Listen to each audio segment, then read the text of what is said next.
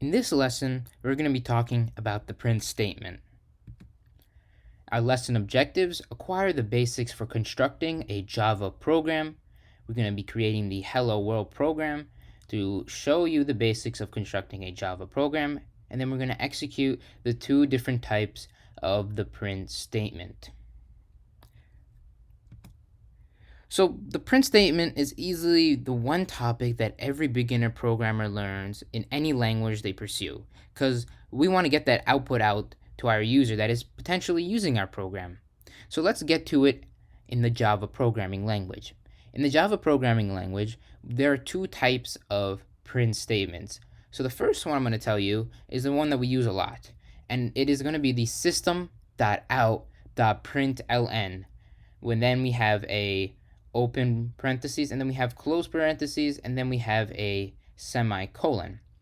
And what this allows you to do, it allows you to output an item, most likely a string or a text that we have, like a sentence that we might say in English, into the compiler. So the compiler is going to say, hey, I'm going to execute this statement, and then it's going to start a new line of output. So the best way I can show that is through an example. So we have system.out.println hello world. And what this program does is that it prints hello world, this English sentence, out into the compiler. So the compiler executes it and says hello world. And then what it does is that it stops. And then what I mean by stop is that it doesn't print on that line anymore. So even if we make a new print statement with any other print statement that we might have in Java, right, it's going to start on a new line, because what this statement is telling us with this ln thing over here is that we want to print this, and then nothing else comes at line after that. And then we have a system.out, another system.out.println statement, and then we say hi there, and then it's going to print on two different lines. So the result is that the computer will execute is hello world and then hi there on two different lines, just because we have that ln thing here that is telling us, all right, print this and then start a new line, print this and then start a new line. The second print statement is basically the exact same thing as the first print statement, except it doesn't have ln. It just simply stops at print, and it allows you to output an item without starting a new line. So if we use the previous example, but without the ln for both statements, we get this result. And the reason for that is because the ln is no longer there. So it doesn't start a new line after that. It is telling us, hey, just keep printing on the same line. So it's going to print hello world, and make sure that when you're printing out like English text and sentences, we have the quotation marks, because that tells the compiler that we're dealing in strings, not programming words like system and out and print. All right, so that's going to tell the compiler that, hey, this is an English word. And then end it with a semicolon. I didn't include it here, but make sure that when you're writing a Java statement, you end with a semicolon. So it's going to print hello world, right? And it doesn't tell the compiler, doesn't tell the computer to, not start a new line. It's like, hey, if there's another print statement, bro, you can use the same line. And that's what it does. It's going to be like, hi there. So, and now you're probably wondering, why is there no space here? And the reason why is because we have to remember that the computer takes everything literally. There's no concept of grammar within the computer, unless, we program that ourselves. But that's like, a future application. The reason, if you look, is that we don't include a space here, but we also don't include a space here. So it just simply combines it, or in programming terms, concatenates it. So it combines it together, and because there's no space, it just assumes that, we could just continue going. So these are the things that you have to keep in mind when you're programming. And with that, let's code. Now, before I go to the compiler, there is a bit of a warning I need to tell you. Unlike some other programming languages, like maybe the Python programming language, there is a learning curve when it comes to beginner Java programming, because a lot of the topics that I might discuss now, I will have to discuss more in depth later. And really, the only thing that you could do as of right now is sort of practice, right, and get the hang of making a Java program. That way, when you get into more advanced subtopics, such as when I'm going to be writing classes later in another section, right, you can get more in depth into it. But as of right now, there is a little bit of a learning curve just simply to print out our code. So let's get to it. So I'm in the compiler, and to make a Java program, we have to tell the compiler that we're making a Java program. So we go under File, we go under New, and we hit Java. So now we are in our integrated developer environment, basically our IDE where we're going to put our program. And the first thing that we need to do is that we need to create something that is called a class, and that is basically the blueprint of our program. And this allows us to put all of our functions, all of our code, all the different programs that we want to execute into one environment. So that is basically the function of a class. It is the blueprint for our program. And I'm going to get more into that in another section, but just for the sake of this section, so that we can get programming and get into the basics of Java, this is how you declare a class. So we go public class, and then we're going to name our class, and it's going to be called the Hello World program. So generally speaking, when we're making a class name, it usually starts with a capital letter, and then whenever we have a new word, we capitalize it to emphasize that, hey, it's probably easier to read. So like Hello World program, it's easier to read than hello, oh wait, what's the next word? All right, so that's why we have Hello World program written like this, and then we combine it together because we want our name to be combined. And then we have these things called curly brackets. And whenever we make a class or whenever we make a method, which I'll get to in a little bit later, right, we need to have a starting curly bracket, and then we have to have an ending curly bracket. Now, you might see me throughout the course put my curly bracket over here, right? That's because I kind of got used to programming like that. That's kind of like my sort of fashion or my way of programming. However, a lot of beginner programmers, what they like to do is they like to have it like this. And the reason why is because a major exception or error that usually occurs while programming is that we might miss a bracket here and there. And this basically screws over the program because now the computer doesn't know when to start and when to end. So we have these curly brackets to emphasize that this is a block of code or where our programs are going to be. And this allows us to say, hey, we have a starting bracket here and we have an ending bracket here. It keeps everything organized. Then we have to create this thing called the the main method. And the main method basically is what the compiler finds in order to execute a program. So the compiler is like, all right, I have my class. Now where's the main method? All right, let's create the main method. So public static void main string args.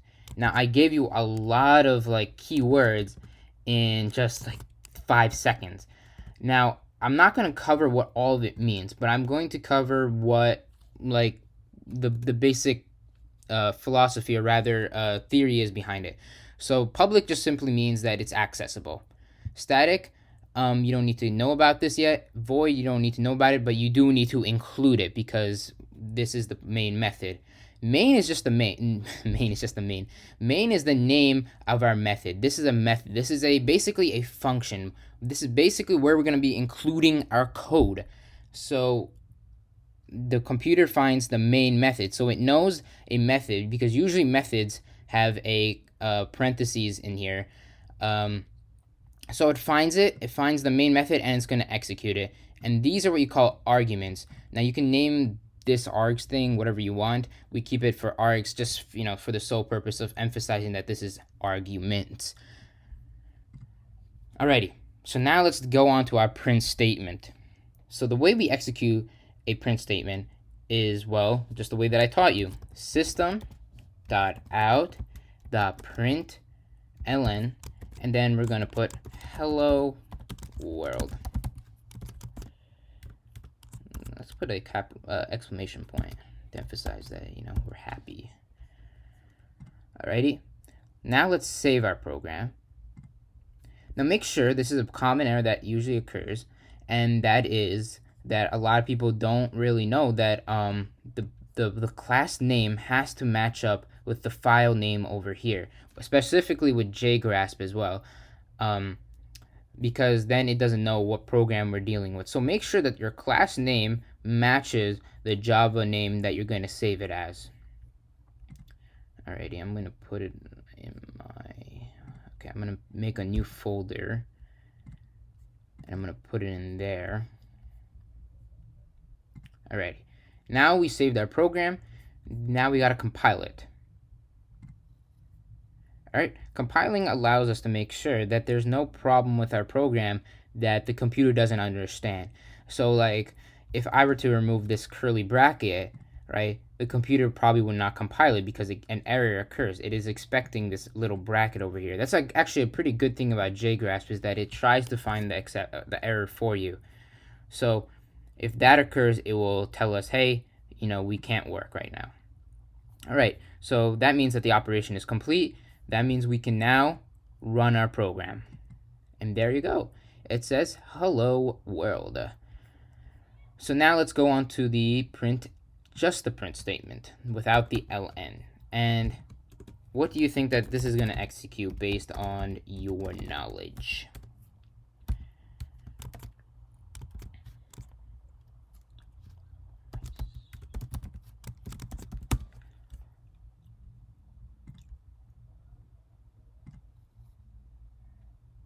It's going to say hello world and then nice.